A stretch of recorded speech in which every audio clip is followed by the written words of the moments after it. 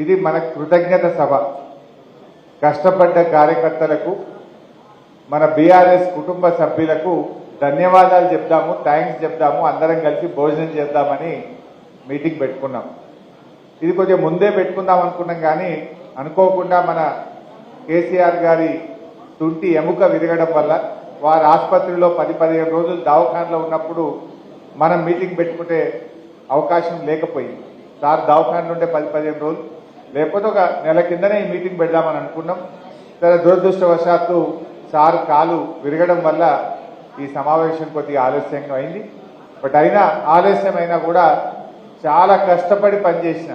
ఎందుకంటే ఎన్ని కుట్రల్లో మీకు తెలుసు తమ్ముడు, కేంద్ర ప్రభుత్వ కుట్రలు, రకరకాల 2 జాతీయ పార్టీలు ఎన్ని కుట్రలు చేసినా, ఇలా కులాలు మతాలు రకరకాల చిచ్చులు పెట్టినా కూడా అద్భుతంగా పనిచేసి గొప్ప విజయాన్ని అందించిన మా బీఆర్ఎస్ కుటుంబ సభ్యులకు నేను ముందుగా శిరస్సు వంచి నమస్కారం తెలియజేస్తా ఉన్నా.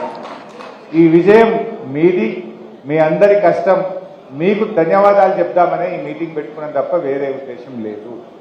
సో ఇక వేదిక మీద ఉన్న పెద్దలు, సభాధ్యక్షత వహిస్తున్న గౌరవనీయులు ఒంటేరు ప్రతాప్ రెడ్డి గారు, గౌరవ ఎమ్మెల్సీ గారు పెద్దలు యాదవ్ రెడ్డి అన్న గారు, గౌరవనీయులు మన జెడ్పీ చైర్మన్ సోదరిమణి మన రోజా రాధాకృష్ణ శర్మ గారు, గౌరవనీయులు డీసీసీబీ చైర్మన్ చిట్టి దేవేందర్ రెడ్డి గారు, గౌరవనీయులు సీనియర్ నాయకులు పెద్దలు భూమిరెడ్డి అన్న గారు, అదేవిధంగా మన జిల్లా గ్రంథాలయ సంస్థ అధ్యక్షులు గౌరవనీయులు ప్రభాకర్ రెడ్డి గారు, తమ్ముడు మాదా శ్రీనివాస్ గారు, రాజమౌళి మన మున్సిపల్ చైర్మన్ గారు, రవీందర్ గౌడ్ మున్సిపల్ చైర్మన్ గారు, గౌరవ ఎంపీపీలు, జెడ్పీటీసీలు, మండల పార్టీ అధ్యక్షులు, సీనియర్ నాయకులు, సర్పంచులు, ఎంపీటీసీలు, కౌన్సిలర్లు, రైతు బంధు సమితి అధ్యక్షులు, ఉద్యమకారులు, వేదిక మీద ఉన్న పెద్దలకు, కింద ఉన్న మా కుటుంబ సభ్యులకు, జర్నలిస్టులకు ప్రతి ఒక్కరికి నేను పేరు పేరున నమస్కారం తెలియజేస్తా ఉన్నా. మిత్రులారా, మా ఎంపీపీ గారు మాట్లాడుతూ చెప్పినాడు, మన సార్ది 45,000 మెజార్టీ కాదు, వాస్తవానికి పోయినసారి కంటే ఎక్కువనే వచ్చింది అని చెప్పింది.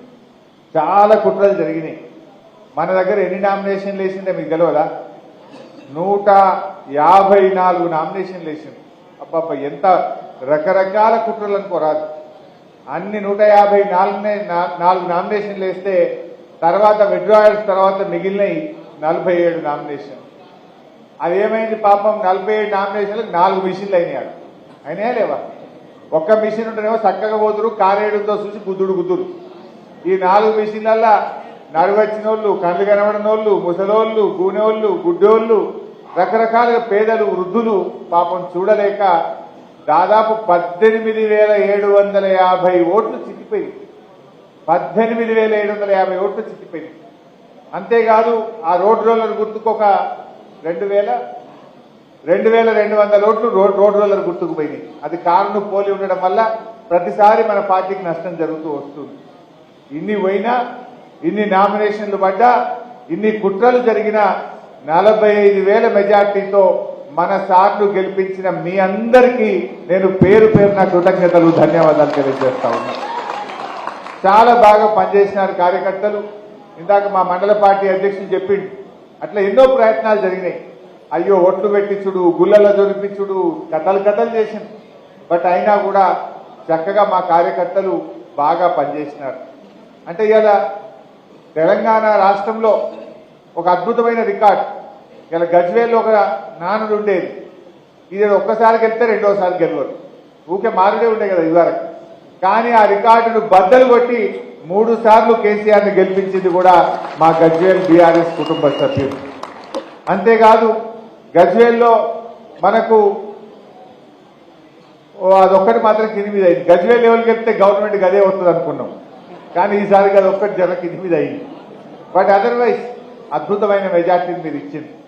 అంతేకాదు మన ఇవాళ తెలంగాణ ప్రజలు 2 సార్లు కేసీఆర్ను ముఖ్యమంత్రి చేసుకుంటే, ఇవాళ ప్రజలు ఆశీర్వాదంతో 2 సార్లు కేసీఆర్ ముఖ్యమంత్రి అయితే, మీరు మాత్రం అదృష్టవంతులు, 3వసారిని కేసీఆర్ గెలిపించుకున్న ఘనత మన గజ్వేల్కు మనకే దక్కింది. గజ్వేల్ ప్రజలకు కూడా నేను హృదయపూర్వకంగా బీఆర్ఎస్ పార్టీ పక్షాన, కేసీఆర్ గారి పక్షాన గజ్వేల్ ప్రజలందరికీ నేను హృదయపూర్వకంగా కృతజ్ఞతలు నమస్కారం తెలియజేస్తా ఉన్నా. సో ఈ రకంగా చాలా బాగా చేసుకున్నాం. గజ్వేల్ అనేటువంటిది ఇలా అభివృద్ధిలో అద్భుతంగా జరిగింది. మొన్న కూడా అసెంబ్లీ జరిగితే మొన్న జరిగిన అసెంబ్లీ సమావేశాల్లో కూడా గెలిచినటువంటి కాంగ్రెస్ పార్టీ మన గజ్వేల్ మీద ఎక్కసాన్ని వెళ్ళగక్కే ప్రయత్నం చేసింది. అంటే మన మీద ఒక రకమైనటువంటిది వాళ్ళు ఎప్పుడు ప్రచారంలో కూడా పెట్టినారు. అసెంబ్లీలో కూడా మొన్న నిండు శాసనసభలో కూడా గజ్వేల్ మీద ఒక రకమైనటువంటి ఎక్కసాన్ని వాళ్ళు వెలుగుచ్చే ప్రయత్నం అధికార పార్టీ వాళ్ళు చేసింది. బట్ ఏది ఏమైనా ఇవాళ గజ్వేల్ ప్రజల్లో ఒక నమ్మకం అయితే ఉంది. మా కేసీఆర్ వచ్చినాక మా జీవన ప్రమాణాలు పెరిగినాయి. గజ్వేల్లో తాగునీటి సమస్య తీరింది, సాగునీటి సమస్య తీర్చిండు. గజ్వేల్ అభివృద్ధిలో ముందుకు పోయింది మా కేసీఆర్ వల్ల అని చెప్పి ఇవాళ ప్రజలందరూ కూడా అనుకుంటా ఉన్నారు. నిజంగా బీఆర్ఎస్ పార్టీ వచ్చిన తర్వాత గజ్వేల్లో కేసులు తగ్గినాయి. ఇవాళ హత్య రాజకీయాలు కానీ, క్రిమినల్ కేసులు కానీ, దండుగలు కట్టుడు కానీ, పంచాయతీలు చెప్పుడు కానీ, పోలీస్ స్టేషన్ల చుట్టూ కోర్టుల చుట్టూ తిరిగేది తగ్గించింది మన బీఆర్ఎస్ పార్టీ. గత చరిత్ర ఎట్లా ఉండేదంటే గజ్వేల్లో అన్ని కేసులే, కుట్రలు కేసులు. ఈ గవర్నమెంట్ వస్తే వాని లోపలేసుడు, వాని గవర్నమెంట్ వస్తే వీని లోపలేసుడు. ఇది గజ్వేల్లో ఉన్న గత చరిత్ర. కానీ ఆ చరిత్రను తిరగరాసింది మన బీఆర్ఎస్ పార్టీయా కాదా మీరే ఒక్కసారి చెప్పండి. ముఖ్యమంత్రి గారే మన ఎమ్మెల్యే ఉన్నా ఏ ఒక్కరోజన్న ఒక కాంగ్రెస్ పార్టీని లోపలేసినామా, అక్రమ కేసులు పెట్టినామా, అట్లాంటి కుట్రలు చేసిన చరిత్ర మన పార్టీకి ఉందా? మన కేసీఆర్ ఎంతసేపు ప్రజలు గెలవాలి, ప్రజలు బాగుండాలి, గజ్వేల్ అభివృద్ధి చెందాలి, మనకు కుట్రలొద్దు, కుతంత్రాలొద్దు, కేసులొద్దు అని ఆయన ఎంతసేపు మంచి నీళ్ళు ఎట్లు ఇవ్వాలి, సాగునీళ్ళు ఎట్లు ఇవ్వాలి, రోడ్లు ఎట్లా బాగా చేసుకోవాలి, గజ్వేల్ పల్లెలు ఎట్లా బాగుపడాలని ఆలోచించాడు. అది ఇలా మనం చేసిన పని. కానీ వీళ్ళు వచ్చి 45 రోజులు కాలే, కేసులే కేసులు. ఇప్పుడు మా తమ్ముడు చెప్పిండు, మా వర్గం తమ్ముడు చెప్పిండు. ఇప్పుడు చాలా మంది మా కార్యకర్తలు కూడా చెప్తా ఉన్నారు నాకు, ఏంది ఎంతసేపు బెదిరించుడు, మన కుట్రలు, క్రిమినల్ కేసులు, రాజకీయాలు చేస్తా ఉన్నారు వాళ్ళు. అంటే మీరు దేంట్లో అభివృద్ధి సాధిస్తున్నారు? కేసీఆర్ గారేమో గజ్వేల్ను అద్భుతంగా మరి ఆయన అభివృద్ధిలో ముందుకు తీసుకుపోతే మీరు కేసుల్లో ముందుకు తీసుకుపోతున్నారు.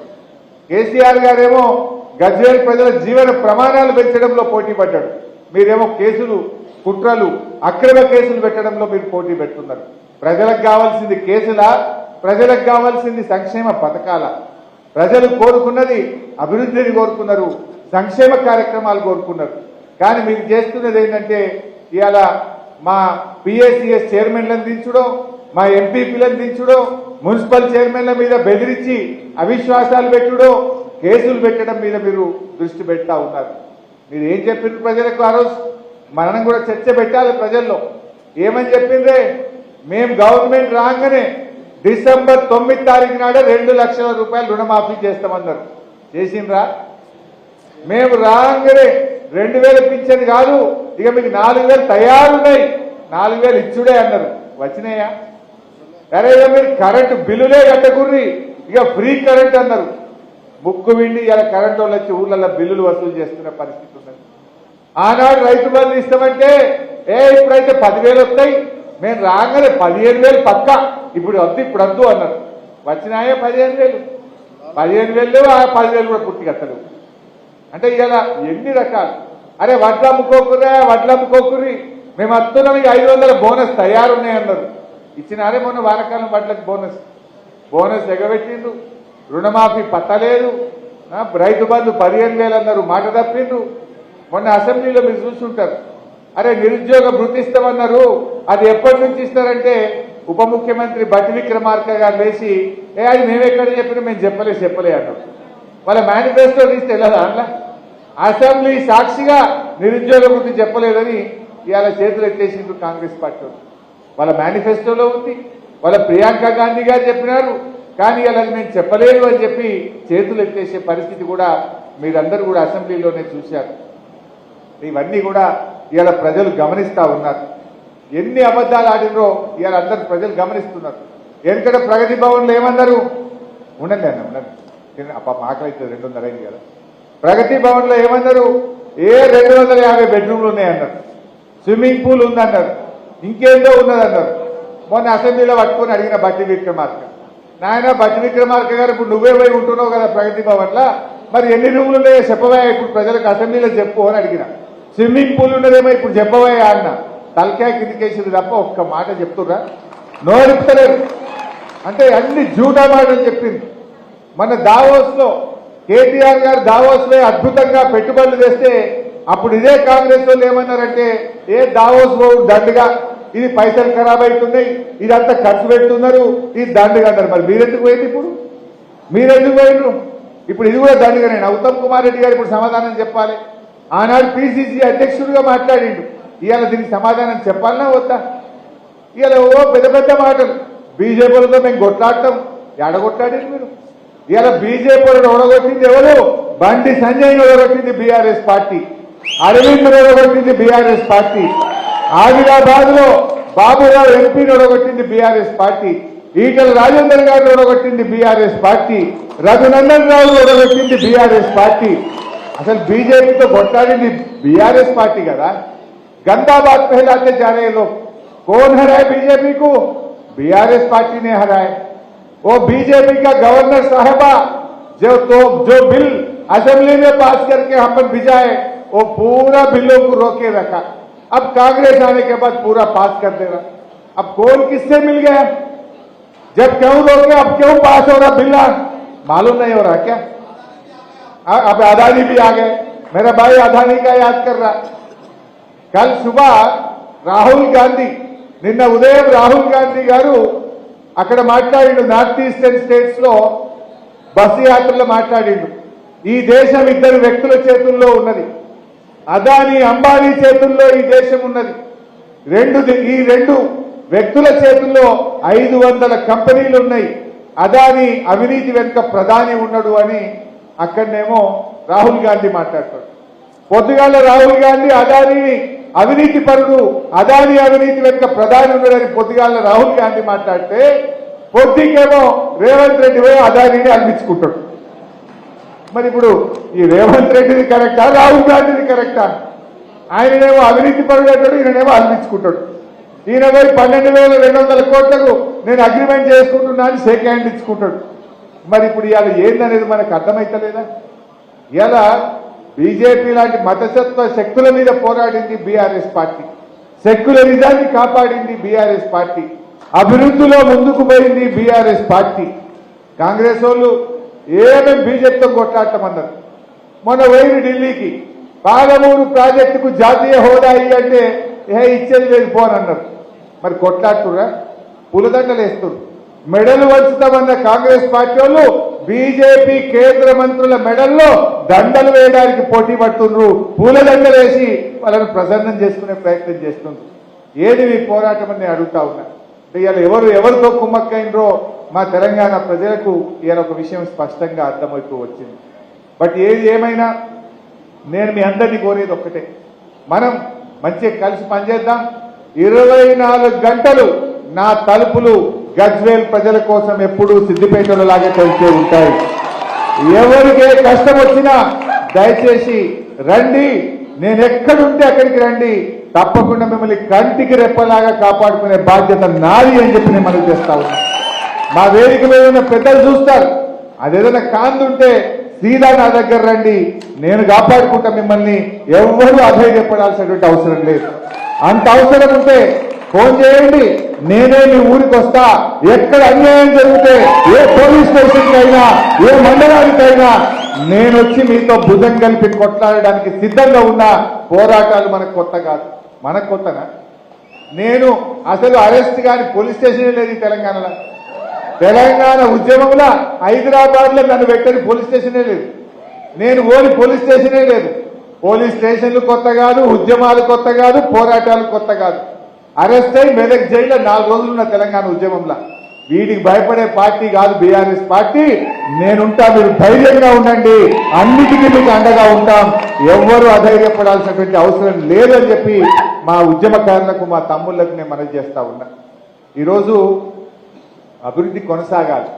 ఇలా గజ్వేల్లో కేసీఆర్ గారు మంజూరు చేసిన ఎస్డిఎఫ్ పనులను, పంచాయతీరాజ్ పనులను, R&B పనులను ఇలా వీళ్ళు ఆగబట్టిండ్రు.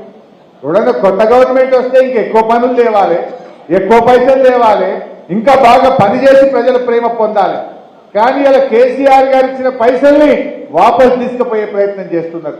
కేసీఆర్ గారు మంజూరు చేసిన పనులను ఇలా ఆపేస్తా ఉన్నది కాంగ్రెస్ పార్టీ. ఇది ఎక్కడి పద్ధతి అని నేను అడుగుతా ఉన్నా.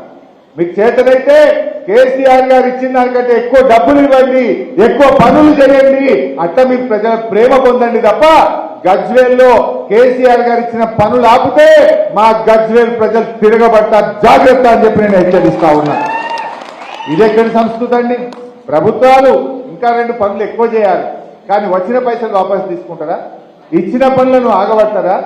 జరుగుతున్న పనులను ఆపాలని చెప్పేటువంటి ప్రభుత్వం ఎక్కడన్నా ఉంటుందా అని చెప్పి ఈరోజు నేను అడుగుతా ఉన్నా. ఇలా ప్రజలు నేను ఊళ్ళల్లో పోతే అడుగుతా ఉంటే నాట్లు కమ్మిపడుతున్నాయి అంటున్నారు.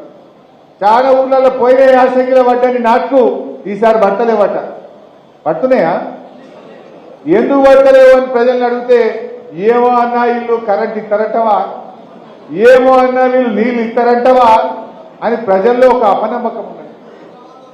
కేసీఆర్ ఉండగా ఏమన్నా కానీ రైతు కోసం నీళ్ళు ఇస్తాడు, కరెంట్ ఇస్తాడు అనే ఒక నమ్మకం కేసీఆర్ గారి మీద ఉండేది. కానీ అది రాష్ట్రంలో చూస్తే పోయిన యాసంగి కంటే ఈ యాసంగిలో సాగు విస్తీర్ణం తగ్గుతా ఉంది. నేను ప్రభుత్వాన్ని కోరుతా ఉన్నా, దయచేసి రైతుల్లో విశ్వాసాన్ని పెంచండి, రైతుల్లో నమ్మకాన్ని కలిగించండి, రైతులకు సాగునీరు అందించండి, రైతులకు 24 గంటల నాణ్యమైన కరెంట్ ఇవ్వండి, రైతులకు వెంటనే రైతు బంధు విడుదల చేయండి, రైతుల్లో ఆత్మవిశ్వాసం పెంచాలని చెప్పి నేను ప్రభుత్వాన్ని డిమాండ్ చేస్తా ఉన్నా. ఎందుకు మరి సాగు విస్తీర్ణం తగ్గుతా ఉంది? పోయిన యాసంగికి ఈ రోజుకి ఎంత సాగు విస్తీర్ణమైందో, ఇప్పుడు ఈ రోజు ఈ సంవత్సరం ఈ యాసంగికి ఎంత సాగు విస్తీర్ణమైందో వివరాలు ప్రజల ముందు పెట్టాలని చెప్పి కూడా నేను ప్రభుత్వాన్ని కోరుతా ఉన్నా. మరి తగ్గితే ఎందుకు తగ్గుతా ఉంది దాన్ని మీరు అర్థం చేసుకోండి.